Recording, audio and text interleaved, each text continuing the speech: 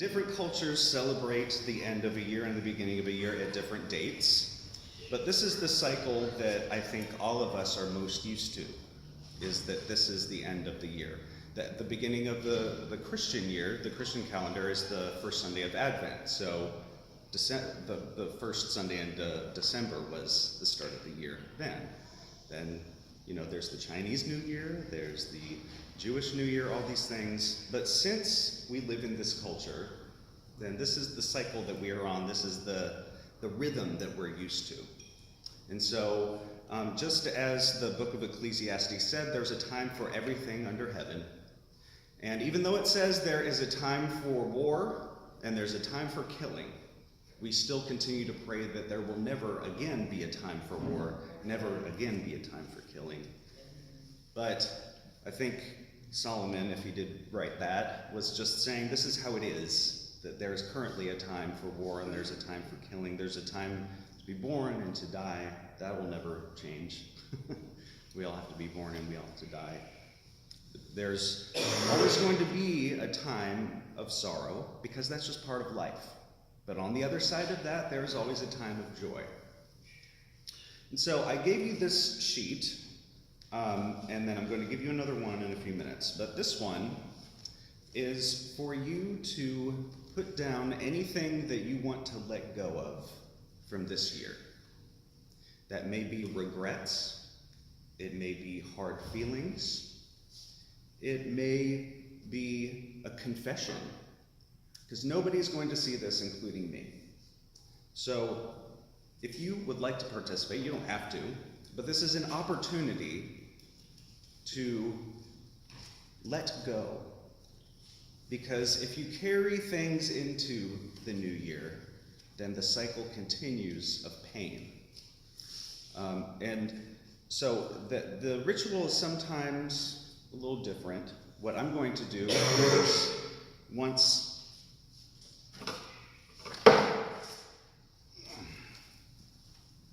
we come up here and you have written it, then tear it up and leave it in here, and then you'll just have to trust me that I'm going to burn them.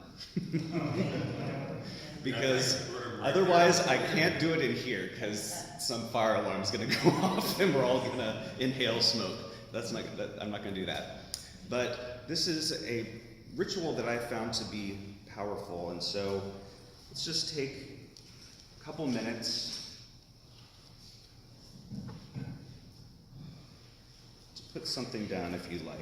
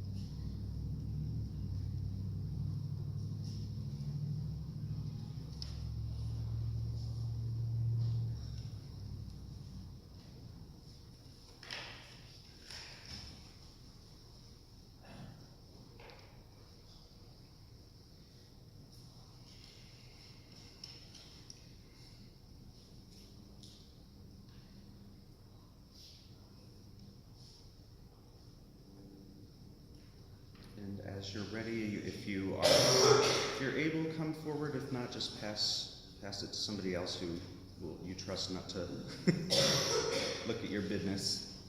And you can come up and tear it to pieces.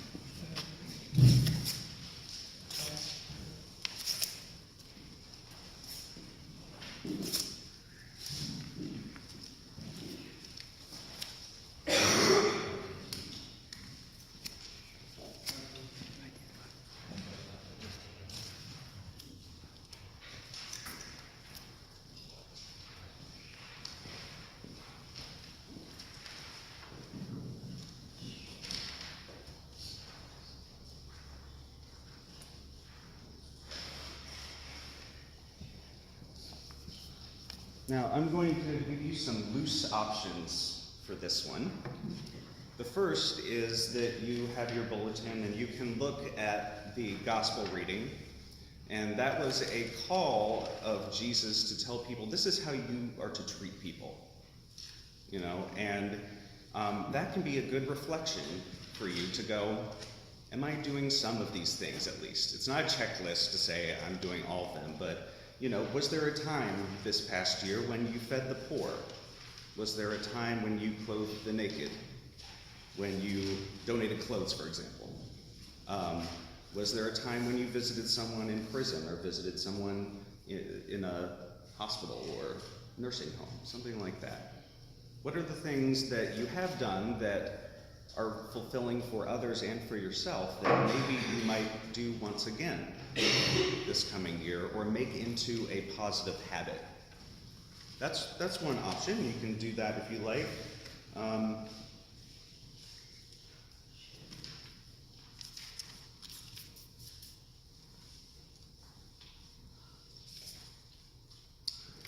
The other is that I'm going to tell you the principles of Kwanzaa. Some people laugh at Kwanzaa because they think, oh, well, this is only a 50-year-old holiday. It's not a real holiday. It's just something made up. Well, they're all made up. The first Christians didn't celebrate Christmas. You know, back then they probably said, this is just a made-up thing. What matters to me is the value that comes from a tradition. And I am not, to my knowledge, African American, but I value Kwanzaa, that was founded in 1966 by Dr. Malana Karenga, who was a leading theorist of the Black movement in the 60s. And so there are these days of Kwanzaa, and each one has a quality. And so as you listen to this, think about which of these qualities might serve you well in the coming year. So these are not specific just to African Americans, but they are universal principles. But they come out of African American tradition. The first one is unity.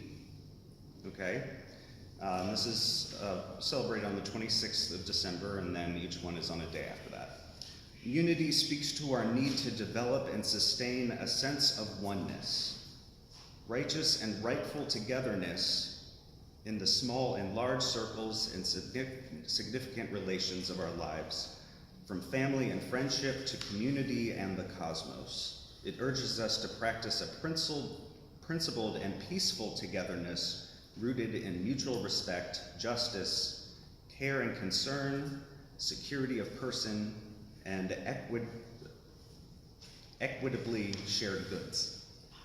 And it calls on us to stand in solidarity with the oppressed, suffering, and struggling peoples of the world in the cooperative achievement of these goods. So first is unity. Are you seeking more unity? Second one is self-determination. And each of these has a Swahili word that I'm not even going to try to say. So just to let you know, when you look this up, they have their Swahili words. Self-determination instructs us to assert ourselves in self-defining and dignity-affirming ways in the world, as well as to create the miracles, monuments, and meaningful relationships and achievements we want in our lives. And it reaffirms our right and responsibility to live liberating and liberated lives, to value and dialogue constantly with our own cultures, to retrieve and bring forth the best of what it means to be human. So this has a lot to do with identity. So in Pride season, for example, just affirming I am this in a positive way. So self-determination, maybe that's something you want to work on. Third one is collective work and responsibility. And it teaches us that we must build the good and sustainable communities, societies, and world we all want, and that we deserve to live in and leave to those after us. So that thing may be about poverty, famine and food insecurity, housing, environmental degradation, economic security, HIV/AIDS and other health issues, education, racism, sexism, etc. This is a social justice principle, so collective work and responsibility. The fourth one is cooperative economics, and so it reaffirms the ethics of the harvest, shared work and shared wealth. Thus, it is opposed to inequitable distribution of wealth as well as resource monopoly and plunder by the rich and powerful.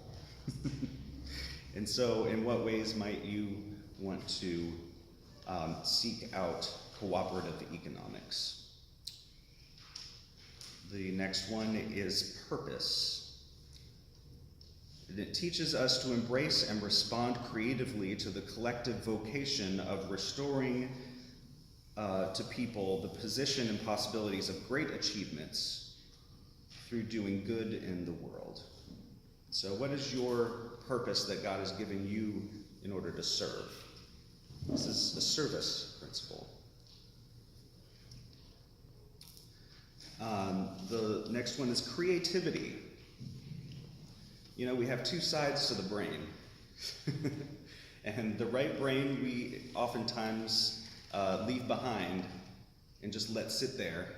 But that is our creative, artistic, aesthetic side. And what might bring that side of your brain to life that might enrich your life and the life of others? In what ways are you creative?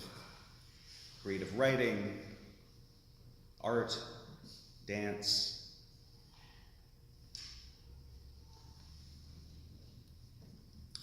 Creativity.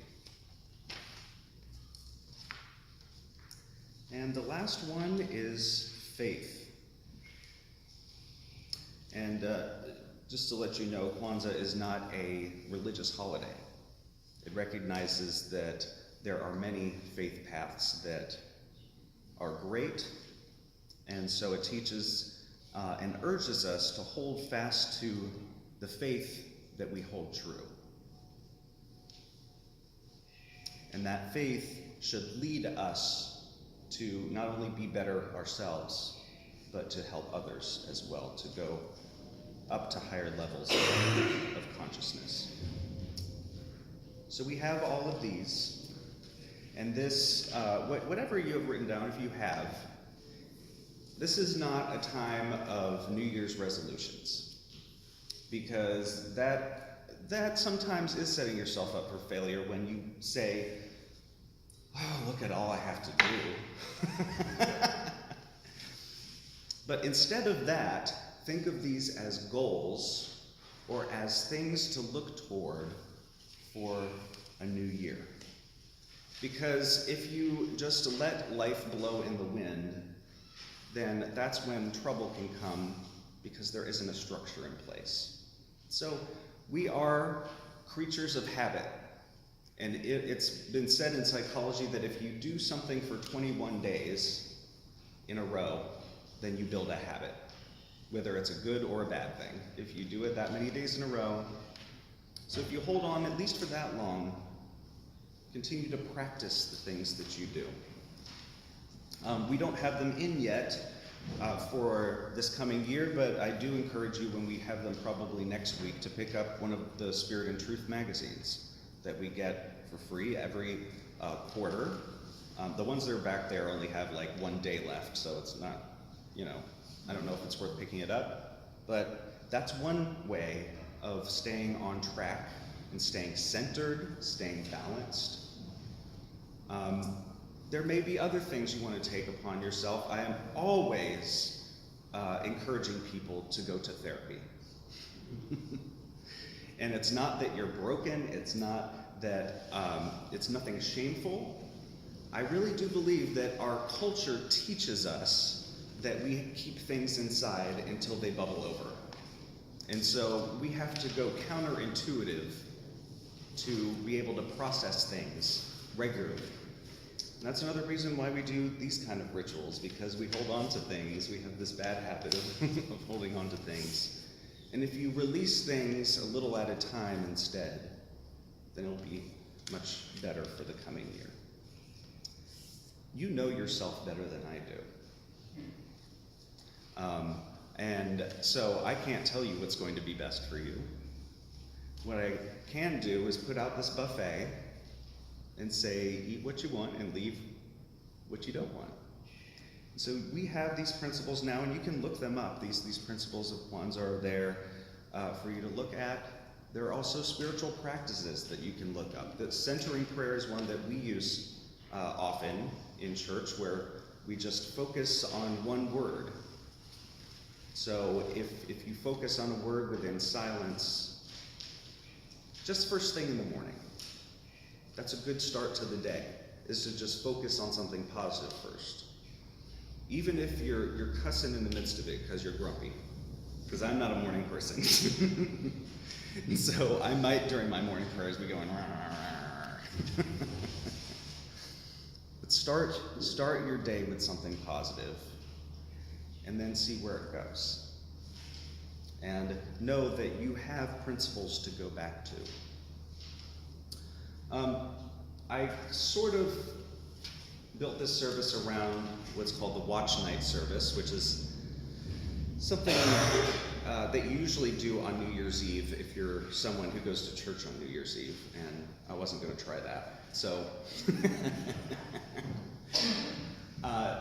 but this prayer is attributed to St. Augustine, and I just say that we say it together as an end to this time of reflection. Keep watch, dear Lord, with those who work, or watch, or weep this night, and give your angels charge over those who sleep. Tend the sick, Lord Christ. Give rest to the weary. Bless the dying. Soothe the suffering. Pity the afflicted. Shield the joyous. And all for your love's sake. Amen. This is one of those staple prayers, along with this prayer of St. Francis. There's that one on peace. There's this one, which is an intercessory prayer for all. These kind of staple things that you need to remember are in your toolbox. All right. Would you please join me in singing our sermon response?